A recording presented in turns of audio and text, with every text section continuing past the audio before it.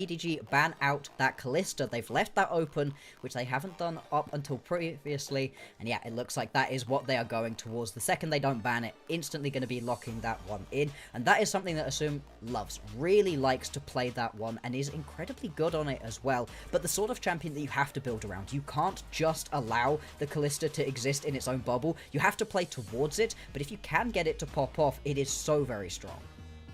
Gotta assume, pun intended there on that one, that we're going to get the Nico next to the Kalista, the most common bottom lane I've seen across LPL series. I think we've seen that pairing once a series at this point. Zyra going to be locked in here. Gotta think that's a Beichuan special. A couple of these LPL junglers really like the Zyra jungle. We saw it yesterday come out in the Ultra Prime versus, why am I blanking on the superstar team we watched play Ultra Prime?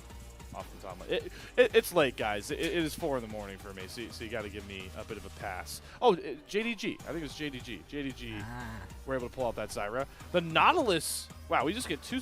How often do you see two support champions pick back to back with each other? I know they're not both playing support, but it's a rare. It could be. Maybe that's the adaptation that ThunderTalk are going to come through with now. We're just going to have 3 people down in the bottom lane, but EDG are getting a ton of really big picks right now. The Kalista that they have been looking for, I think, throughout this entire series, the Nico that you've been talking about a lot. It's a really strong pickup. I love it. I think it's the best wombo combo champion in the entire game. It's even better than the Orianna with that shockwave, because if you can get into the backline with something sneaky, it does so much damage, so much CC setup as well, and paired alongside something like with the Renekton, who can also go in and buy a little bit of extra space, this Kalista is already in a pretty comfortable position in this game. Ziggs. Really intriguing pick. I like it. I'm on the assumption this is 1xN playing the safest champion you could ever take to the bottom lane, in my mind, to counter the power of Kalista Nico. It's going to be really hard to reach Ziggs if 1xN is positioned correctly, which he has done so often. The glaring issue here with the Ziggs locked in is, where is your AD damage? The prime pick for this sort of comp, the Yone, was banned away in the first phase. Gotta think, are there any other melee mids you might like SeTab on that EDG should just ban away here with their last ban? I think the Yasuo is a potential pickup right now. That'd be the Zed has also been floating on the edges of competitive. Ooh. I would be very surprised to see that one locked in. I don't think that that is going to be the thing that you end up going towards, but it could always potentially be an option. And to be honest, right now, I'm not too worried about the lack of AD damage, because there's no tanks that you're really too worried about. True. The Renekton will be the tankiest. Obviously, that is likely to change for EDG. They are likely to pick themselves up some tankier champions, especially seeing what they have so far from ThunderTalk, but it's not the end of the world right now. Sion would be able to help out. I'd be surprised by that one, though. Yeah, Sion, please. I don't like the Camille in this composition at all. Okay. It would just be by itself in terms of what it wants to do in a team fight. I think you need something to pair up alongside the Nautilus to be that front line for you, to buy enough space for the Zyra and the Ziggs. And so, yeah, I'm very happy to see that Sion be locked in right here. Up to EDG now, though, to sort things out for themselves. Still, these are champions that aren't going to be building either magic resist or armor, so for the minute it really doesn't matter that this is a very lopsided composition. This is not locked in. This would be something. A Kha'Zix from Xiaohao. Also, just really, I mean, if we want to index early game power mid snowball champions next to a Kalista, LeBlanc, and Nico, I mean, Kha'Zix is going to do it, and we get the lock-in. Xiaohao Kha'Zix. You could call it tilt, maybe, but it's a call. And if we get Kha'Zix and Zed locked back in, we are having some fun with Fearless today. There's the Yasuo. The Yasuo does come through with a couple of key knockups. We're in for some Fearless fun, potentially, to clean out this series, Bloxer. This is what I wanted. This is what I was hoping for when I jumped onto the LPL, right? For just craziness. And I mean, what could be more crazy than this? This is absolutely insane. This is Fearless at its absolute best, and we didn't even make it to a Game 5. This is just off the wall. I spoke about how the Yasuo was potentially something I thought could be played in this composition, and I like it, especially after seeing that Sion be blocked in. There are a ton of knockups. In fact, every champion here, I think, provides something that will knock a champion up to allow you to ult on top of. This is almost a dream situation to have this Yasuo into. But beyond that, I don't care. I want to talk about the Kha'Zix. Why is there a Kha'Zix on our screen? It fits the comp, but I mean, this is just such a feast or famine. Let's head on to the Summoner's Rift right now. So excited to see the way that this game pans out. With the picks, with the compositions, everything up in the air on this one. See if ThunderTalk can play in the way that we have seen them do for the previous 2 games. Calm, clean, collected, but scrappy. They love to fight. They love to fight you, especially around these objectives. And that is something that I've been especially proud of for Beichuan. Has been just right on top of all of these objectives and has basically been shutting Xiaohao out from actually being able to get almost any of them. Now that we're onto the Rift, we get to see some of the summoner choices coming across. You get a good look at all the rooms. Yep. It's Electrocute Kha'Zix. I mean, is that just... That's standard. I think the issue is the Kha'Zix, not the Electrocute here. That's the bit that's not standard. That's the bit that is a little bit off the wall. I mean, I like it. Sudden Impact Electrocute Kha'Zix does work. If you can actually get yourself an isolated 1v1 versus one of these squishier champions, of which there are quite a lot on ThunderTalk Gaming's side, then you're in a very good spot to be able to win that 1v1 and potentially snowball yourself. But you need to get just so much to go right for you. Otherwise, as you put it, it is miserable to play this champion from behind. I think it probably is the worst one, at least competitively, to play from behind. It feels like there is almost nothing that you can do, and you provide your team basically the utility of a caster minion and a moving ward. With a slow. Don't forget the W slow. There's a slow. There's a slow. There's one slow. But yeah, I'm with you. I mean, EDG have now doubled down into playing comps where they need a snowball or they just fall off a cliff. We saw it in Game 2 with the support Elise, the Lee Sin jungle, alongside a comp with no real other setup. It's virtually similar, just with different champions. And now, you know, maybe not as much of an early game support with the Elise. You got the Nico, but you've got the Kalista that really needs to get going. Curious to see how EDG want to play towards that bot side, like you pointed out, Bloxer. They've got right now Xiaohao clearing down. But 1xN seems like he's in his comfort zone. He's got the Ziggs, he's got the teleport. He is here to just survive. That is goal number 1. Absolutely, and it's a very different champion overall to the sort that we really associate with this player, right? We have talked so much about the Jinx, and for good reason. It's been an incredible pick for him, but at the same time, Ziggs very much on being able to position around teamfights. Bit short-ranged if you want to be auto-attacking people. Obviously, you've got longer-ranged spells to be able to deal your damage too. But if you can appropriately position during teamfights on this champion and actually be able to land auto-attacks as well, it just gets you in a position where you can weave so much extra damage in. Seems like we are going to see a Beichuan gank onto the top lane here. This is the power of Zyra. She clears so much quicker that she can get out and set up for these ganks early, but doesn't look like Beichuan wanted to commit. That wave was in a perfect spot for a gank nonetheless. Not going to go for it. Just going to look to take the crab and get an early reset. So both junglers mirrored in their starts. Potentially, Hoya was perfectly happy to just be able to pick up this wave, isn't worried about getting pushed in right here. The Scion will get tanky, will be useful later on into the game. And it is interesting as well, Renekton really has changed from what he used to be 2-3 years ago. This champion was all about the early game. You saw it picked, and it felt a lot like a Darius, where you were just expecting it, hopefully, to get many kills as you could in the early stages. Oh my god, is that a solo? Oh, it is! Oh! Champion mastery. You give this guy a melee champion, and you watch him run wonders. SeTab first blood in what could be the biggest game of ThunderTalk's short time in the LPL.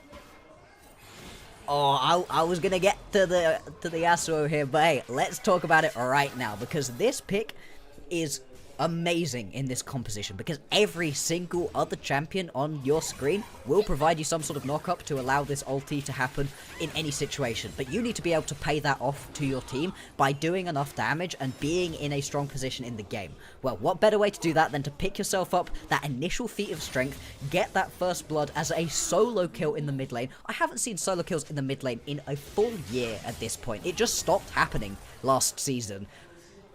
That is so incredible, and SeTab has had a great series so far. That being said, stepping quite far forwards here, just walks it away. This is another joy of the Yasuo, right? You're so mobile. It makes trying to gank very, very tricky, especially when you're up against something like a Kha'Zix and a LeBlanc. Both of these champions, while they have bits of CC, it takes a while for it to happen, more than enough time for Yasuo to just dive away. Oh, it's so nice. So cool seeing these players, a player like SeTab you talked about, in the system, and DRX finally comes over to get that starting position, and he's just been showing out on true pocket picks here. Oh, it's just max range as well. That is the absolute maxest of ranges that you can have right there. And he just gets it. It's just a gorgeous play, knowing your champion to the absolute limits. It looks like that shouldn't land. You have to have played so many hours of a champion to be good enough to make that play. And of course, First Blood individually doesn't give you as much anymore as it used to. It's not an extra buff of gold, but still putting you in a much better spot than your opponent. Now, it seems like we are ready for our regularly scheduled skirmish around some grubs. ThunderTalk, though, I think it's wise. Now, SeTab just buys this team so much space because they came into this early game with a Sion lane, a Ziggs lane. Like, they were looking to outlast and hopefully not surrender too much. But now SeTab grabbing First Blood, not only for the gold, but that bounty towards feats of strength, it just gives ThunderTalk more space to slow their game down and not panic in this early game because they know push comes to shove, as long as they're in a decent position for fighting, this comp soars. Absolutely, and I do agree with them not stepping up to try to fight around these grubs. In fact, it's the grub 5v5 fights that we've seen in the previous games that have been the only ones, really, that EDG have been winning. ThunderTalk, they have been good in all team fights, but that initial one at just about 7 minutes when people have just got themselves those initial ultis coming through. So I like them just stepping back, not deciding to go for that one, and instead they're going to go and grab themselves this Drake. Means they're going to be even in terms of those objectives towards that feat of strength. And so, more than happy with the way that this early game is playing out so far. Every single second that we get to calmly talk about these compositions and these players is a good thing for ThunderTalk and a bad thing for EDG, because this composition they have needs to pop off now. I need to see kills beginning to go over to this Kha'Zix pretty much right now, the second that this ulti has come through. One reset, get yourself a little bit more damage, and then go and gank and jump on people and make this champion worth the pick. You know, on that feats of strength point too, First Blood, so much more pivotal because it felt like the Monster Slayer task was going to be the hardest one here for ThunderTalk, but now you got a Ziggs in the bottom lane. We all know how annoying the satchel charge could be to just delete a turret, plates or not. So ThunderTalk now, they are online for feats of strength as long as they just give more space to 1xN to likely knock down the first third of the game. But we have top laners trading ultimate. ZDZ pops the dominance. Junglers want their own 1v1 skirmishes. Beichuan drops the flash. He does. Xiaohao has to flash away from Feather's flash dredge line. Everybody's going to walk out a little bit wary, missing some summoners, but no kills, not even in the top lane. I love that I could just see Feather walking up, and I can... Oh, wait. The root. Oh, Beichuan, great fate sealed. Assum just saved his support from a certain demise. And you don't want Wink to fall behind because so much of your engage is going to be on this champion. It's a great combo between the Kalista and the Neeko because you can go fling the Neeko into the back line and then you can pop Blossom once you're already in there. It saves you from having to turn into a minion or a different little thing trying to sneak your way around or flash in. You know, it's a lot easier to get that initial engage, but if you start falling behind, sure, you still get the stun off of the pop blossom whatever happens, but not having all of that damage that can go along with it feels really bad, especially in this kind of composition. It's a good play to be able to stop that from happening. But yeah, I'd loved being able to see Feather just walking up and know that that was going to be a flash over the wall. I love how aggressive Feather is as a support, and Nautilus, a hook champion finally, is definitely the sort of thing we were excited to see. It's not as fun as his Blitzcrank was against LNG, but certainly still in that hook champion category. Wink does have the Pop Blossom available. Look to see when he can find that, hopefully, game-altering ultimate. As ThunderTalk are clinging to a gold lead that, based on these drafts, just wasn't expected. Yeah, exactly. We were really thinking that ThunderTalk were just going to have to sit back and allow this game to come to them, and that would be a good thing. That would be a totally acceptable way for this early game to play out. But instead, they're still being proactive, they're still roaming around. It's exactly like we said, 1xN, more than happy to sit by himself, doesn't need to be babysat by Feather. You don't have to have a support in your lane. You can go join up with the rest of the squad, and trying to put some pressure onto the mid lane right now. We will have the next set of grubs spawning in just about 10 seconds time. Now, I wouldn't really like to see ThunderTalk concede this set, because not getting any grubs when you've got a Ziggs comp, it feels a little bit bad, but I think more than that, it would really help out EDG to be able to actually take these towers at anywhere near a comparable rate. Oh, hang on. Whoa. They get the knock-up on the Satchel into the last breath. Dead. ThunderTalk are continuing to impress with their confidence and their combos. Tell me the last time you saw that Ziggs set up for a Yasuo ultimate.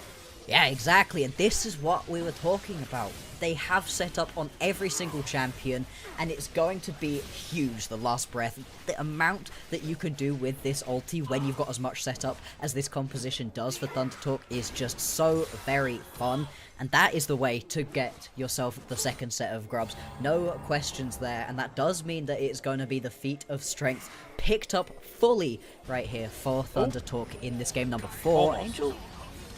I mean, they're one short. Angel, you cannot lose this 1v1 to Hoya, right? He's got like the slow. Hoya's flashing for it. All right, we're getting tricky with these distorts.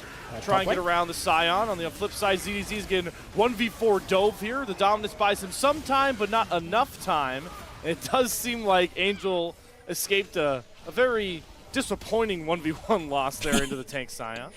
I mean, Tank Scion does a surprising amount of damage. It's similar in a lot of ways to what we've been seeing with the Skarner, just tanky and shredding. SeTab, we've complimented him a lot, but this is an awkward position to be in. Yeah, this is a guaranteed kill here. SeTab should fall. Question is, where do they want the gold to go? They do give it to Xiaohao's Kha'Zix, who has been very quiet in this game so far.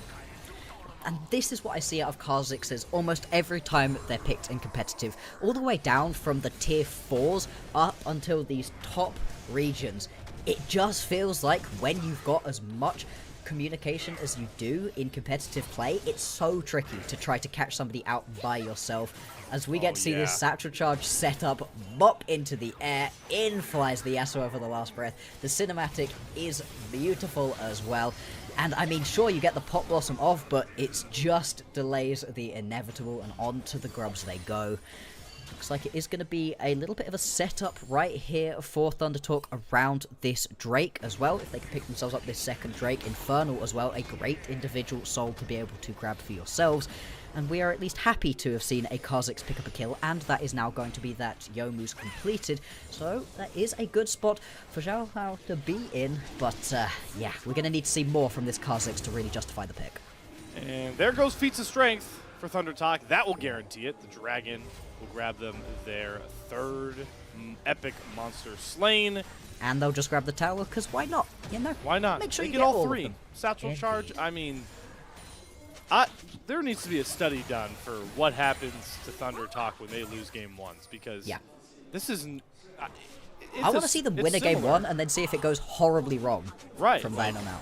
What if they just show up for game 1 and simmer down? I don't know, but ThunderTalk fans, all they care about is what is on the line here by this point. The nearly perfect early game for a comp that's designed to be powerful in the opposite. And like we've mentioned so many times, if ThunderTalk win this game, they will be 2-0 in Group C with a 6-1 scoreline, holding the tiebreakers over both LNG and EDG. But EDG are trying to make a stop to a 1xN. Well-timed flash gets them out of the Pop Blossom. We talked about how the Ziggs is just so hard to lock down, and you got to see it finally on the Rift. Really great reaction times right there out of 1xN to get the Satchel Charge down. It can be flash, Wow. Yeah, it was just timing on the satchel charge, and that engage happened in the blink of an eye. Pro players' reaction times really is impressive, and 1xN seems to be among the best in that regard. And now, because you've learned all of your engage tools in that attempted play, you see the push forwards right here onto the tower, and you are just going to lose it potentially. Whoa! Ooh. Flying in is Angel. Thought he had just enough damage, TP. but 1xN limps away. ZDZ teleporting on the backside with the Dominus pop. They're going to have to leave Hoya for Doom. Yeah. So ThunderTalk pushed their limits a little bit too much there, trying to play for the mid 1 turret. Oh, but he gets the ward, so it's worth, right? It's worth. Silent players are agreeing with you right now. Every little helps, right?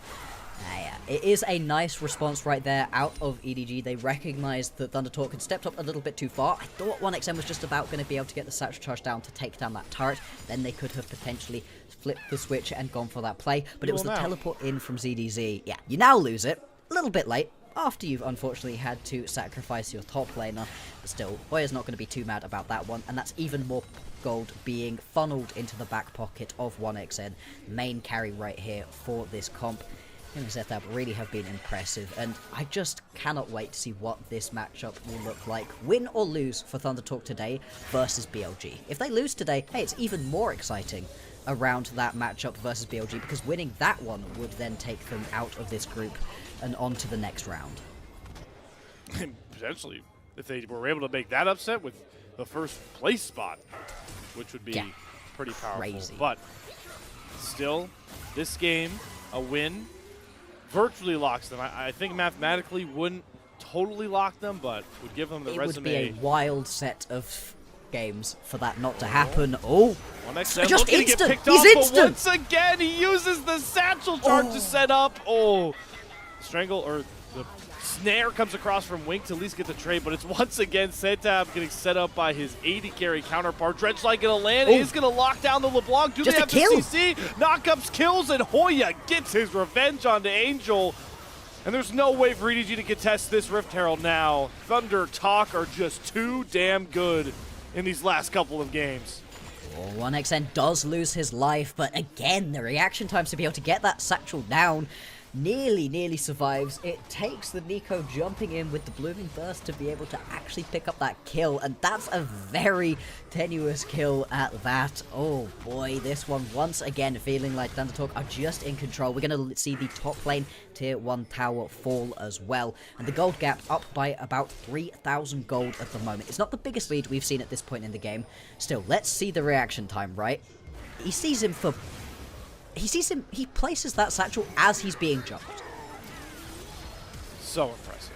And then it takes Wick just about being able to snipe over the wall to get that kill. And then this, locking down a LeBlanc is so very tricky. Doesn't matter the feather. Still. Oh, he's standing there watching. And then I love, again, this is something we've been complimenting ThunderTalk on throughout this entire series. When somebody makes a pick, they are go. Everybody responds. Everybody is more than willing to go leaping in and do what they have to pick up as many kills as possible. Oh, they're going for Speaking Wink again. of, Fate's call, but Assum got held up by Hoya, the Inferno Bomb. Not enough for now to knock down Wink, but will assure ThunderTalk soul point at relatively 19 minutes if they want it. Doesn't look like they're content with the Dragon just yet. They want to go for that mid-tier too. They're doing it again. They're waiting to put their opponents in situations where they can contest because they want you to contest them on these drakes. Usually you want the uncontested, not now. This is an interesting engage right here out of EDG. Xiaohao, I mean, he just doesn't find a way in. They're trying to buy time for Angel on this flank. 1xN should fall. He's more than low enough, but Angel can't find a way in. And there's the last breath once more off the satchel charge from 1xN. Gets ZDZ vanquished, and now they can grab themselves a very early soul point on the Cloud Drake. It's so juicy when you don't go get the Drake initially when it would be free, and your opponents know you haven't reset. And they know that you've got some low health bars from the previous team fight, and they can teleport in, and they can flank on you.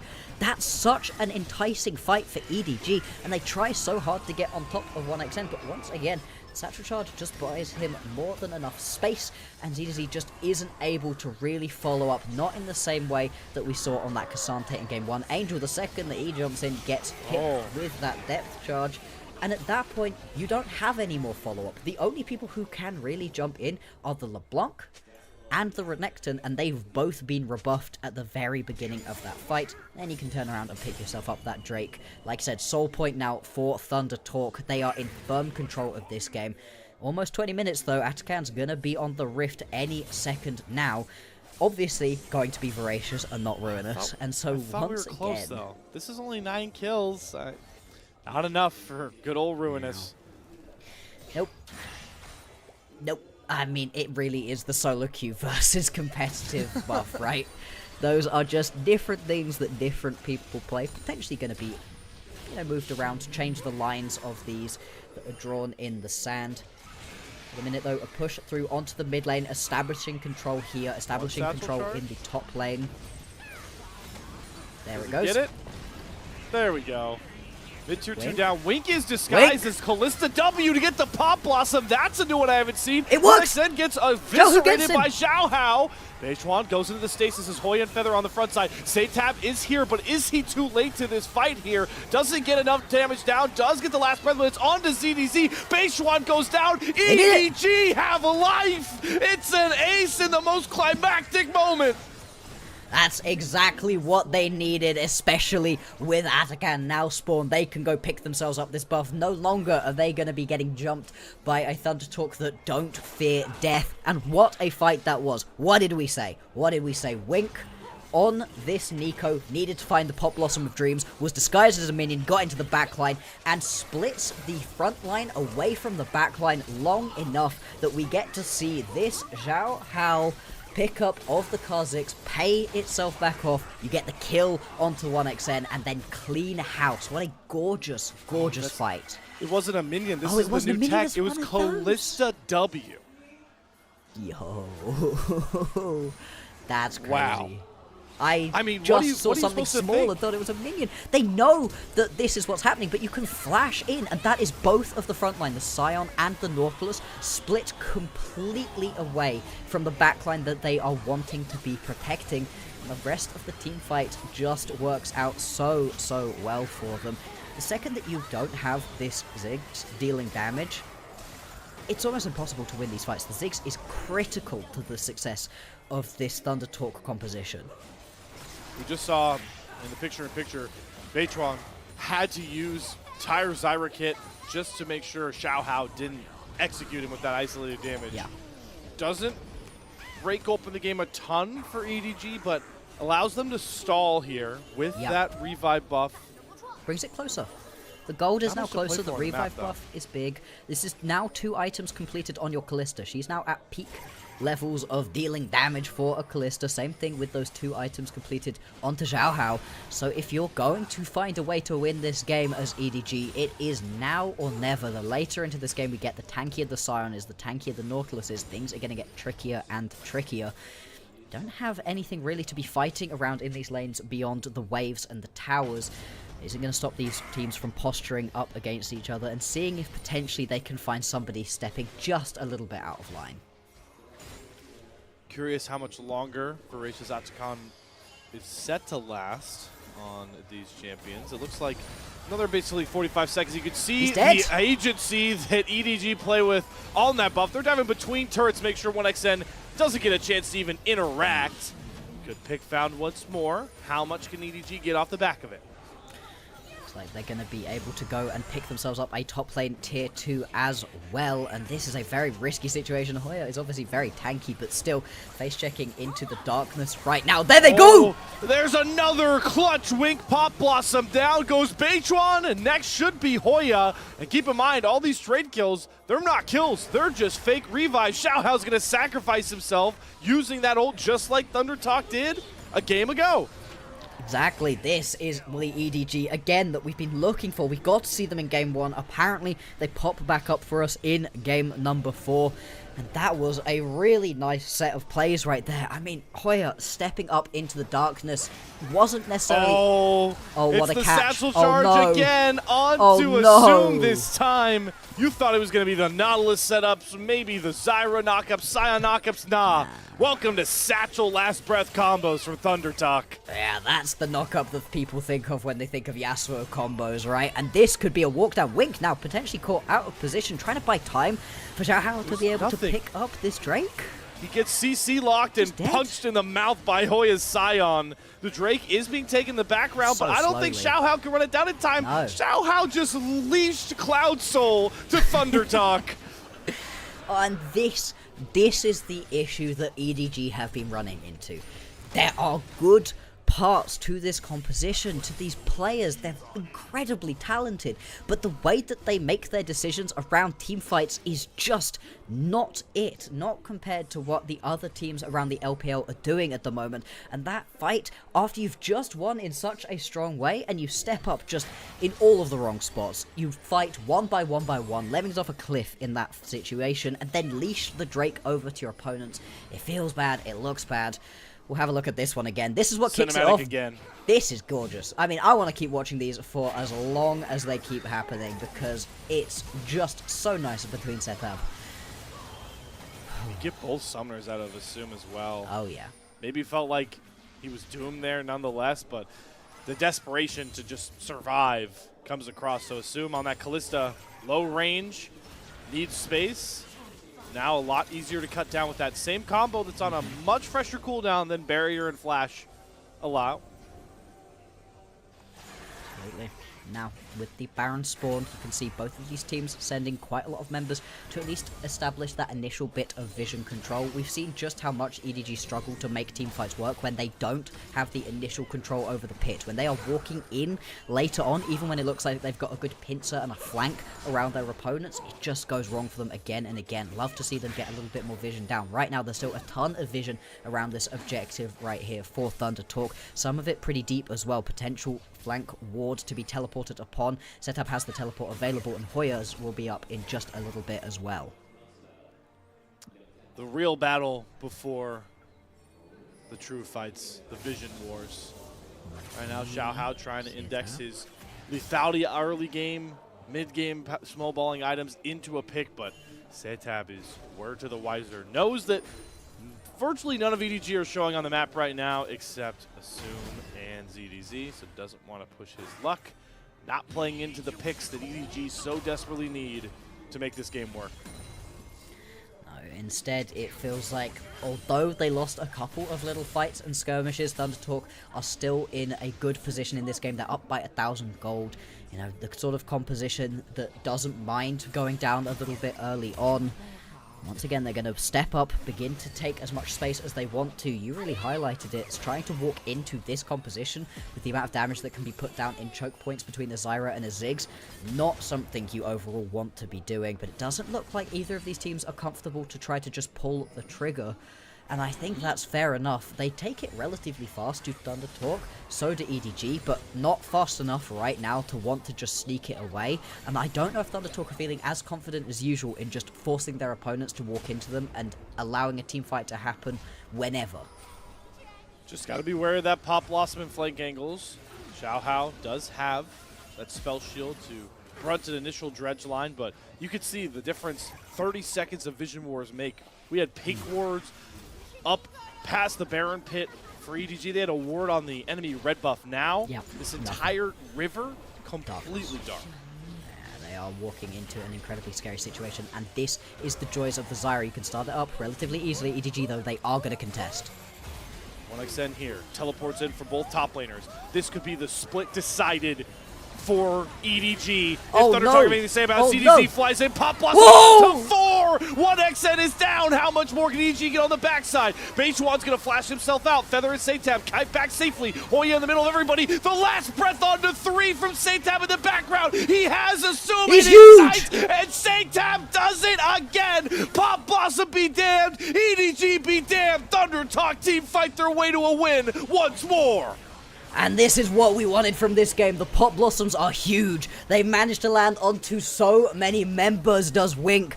But in the backline, it doesn't matter. Sure, you lose 1xN, but SeTab, this is his game. And what a performance it is. Managing to land that last breath onto so many people. And they stop the Baron at least. Nobody gets the Baron. We get to do this fight all again.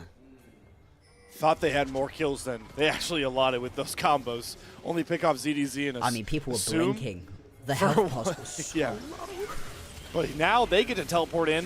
1xN, Beichuan, the plants, SeTab's damage. They're just going to rush this thing down.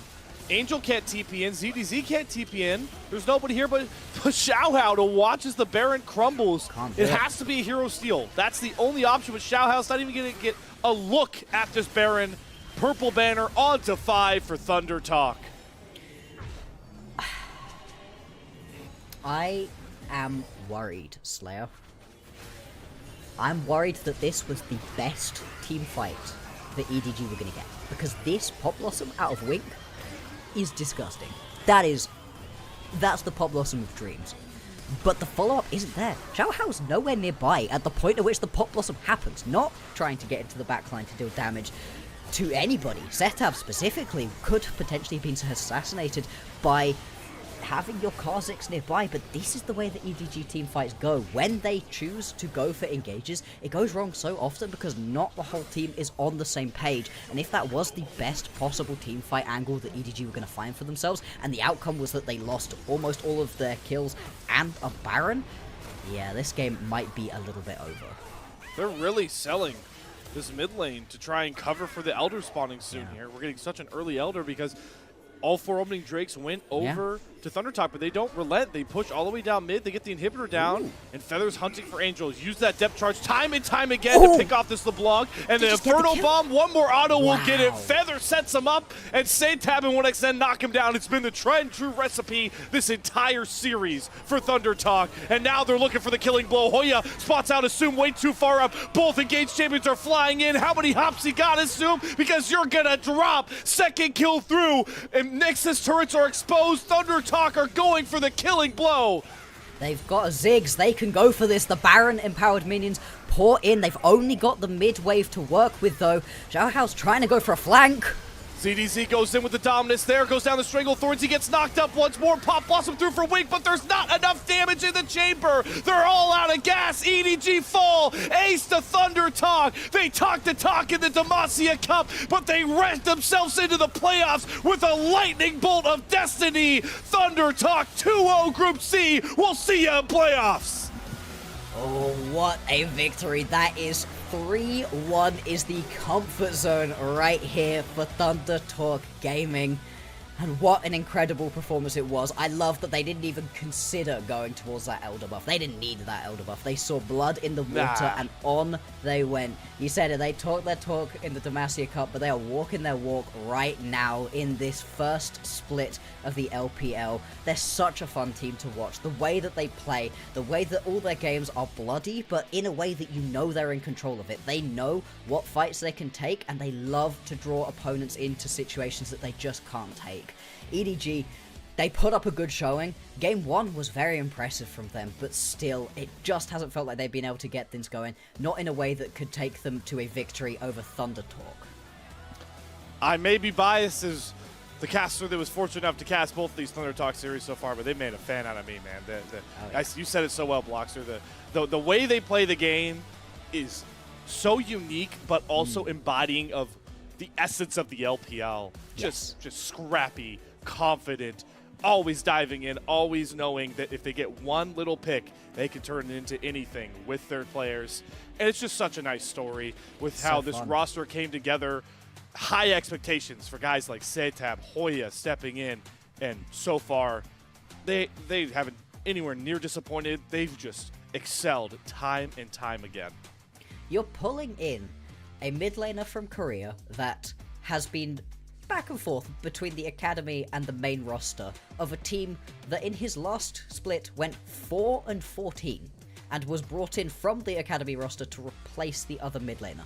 That's not exactly bringing in the highest star power talent that you've ever seen, but SeTab is showing up for them right now. It's a gorgeous 1-2 punch thunder and lightning combo between him and 1xN. Those two just work so well together in the way that either one of them can carry, and if you focus on one, the other's gonna get you. And we saw it time and time again throughout this series. I mean, this is the style of League of Legends that I was told about when I first joined and I was first getting involved in the scene, and I knew what European League of Legends was because that's what I'd seen, and people were like, nah. You need to check out China, because this is where all of the crazy stuff happens. This is where the exciting, bloody, fast-paced games are, and that feels like exactly what ThunderTalk right now are embodying. And I want to give you a shout out as well, Bloxer, as I'm checking the predictions here. I believe that's you on a lovely guest slot. We both actually nailed the prediction perfectly. ThunderTalk 3-1. It felt prophesized, right? There was something about ThunderTalk that was like, there's no way this is a clean 3-0, but the third 3 games are going to make it look like it should have been. That was my feeling going into it, and I feel like that one was borne out pretty well. Pretty well indeed. What a last 2 series it's been for ThunderTalk.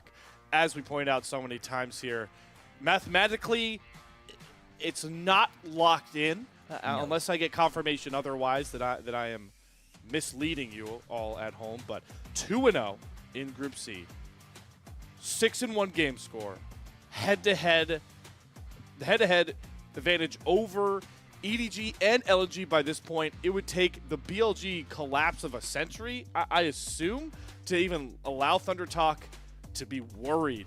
But by this point, I mean, how nice is it too that they know? I asked you at the start, Bloxer. I was like, how nice could it be that going into the BLG matchup, you're 2-0. Yeah, it's now a reality. Yeah, I think if anybody is potentially going to be able to take a game right now off of BLG, it's ThunderTalk. It feels like the way that they play is very similar in some ways and almost entirely opposite in the other. BLG will just out-teamfight you, but beyond that, they're just going to out-gameplay you during the individual lane matchups, and then it doesn't necessarily matter if they can teamfight better than you or not. They can. Because they've already won the game, it feels like they just get themselves ahead in gold so much, but at the same time, ThunderTalk, their teamfighting is just so crazy that there's a chance that they're able to pull one out. It's still going to be a tough uphill battle for them to come out of this group as the 1 seed, but to even be able to move on when you're in a group with teams that are so storied, that are so well known, LNG, EDG, BLG, those are massive rosters, massive teams that everybody across the LoL world knows. ThunderTalk, who are they? Well, they right now are the most fun team to watch in the LPL. Even going into that game 4, with how all the fans in the arena saw EDG playing rough, you heard the EDG chant still coming through. This is one of the biggest fan bases in the LPL. I've gotten to see it even as I've been fortunate to go to some of these Worlds events. Like, there are so many EDG fans that will fly to NA, I've seen, to watch this team. It's such a storied team. I'm glad you pointed that out, as well as LNG and BLG. But it's all about ThunderTalk right now, and it's so cool to see them defying maybe not everybody's expectations. I know some people were willing to ride the high of the Demacia Cup, but now it's set in stone in the tried and true LPL split. You're getting to look at the highlights back at this one that we just watched. And the tough question, once more, Bloxer, I'm going to throw your way. I think this might be the toughest game to pick it. Who are you feeling for MVP? I have one that I have in mind, but I don't think they're going to get it. I don't know. Everybody felt like they had just incredible performances. I mean, SeTab looked so clean, and I feel like perhaps it was that team fight around the top jungle where it looks like everything's going wrong. It's this one. Best available engage that you were possibly going to find for EDG. Again, the Pop Blossom is gorgeous. You need to put that on your highlight reel, Wing. That was nice. And then it just doesn't matter because SeTab is able to pop in and just pick that one up. What are you thinking? I'm thinking it's Feather. I think Feather on the Hook champion. I mean, he constantly had these dredge lines to start the fights. This is what he did all game. He just halted Angel on LeBlanc, one of the most pesky champions ever. Found the setups. That's the setup that gets them the game-winning fight, the kill onto Wink. If we're really, rolling, getting the ball rolling with this, let's give love to the setup guys, like Beichuan has seen with 2 MVPs back-to-back. Feather was the guy this game, but I could see it sneakily going to Hoya just because he was this unkillable scion that was absolutely hilarious. Regardless, I think it's going to be a fun MVP pick as we should get it soon from our dapper LPL.